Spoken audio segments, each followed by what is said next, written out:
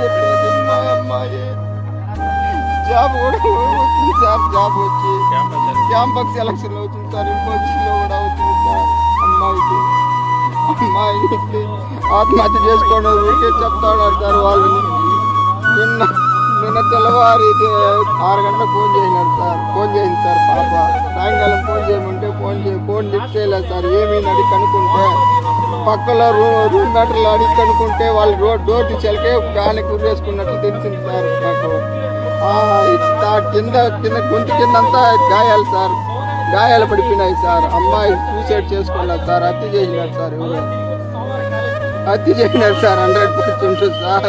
ఈ బిడ్డని కాపాడండి.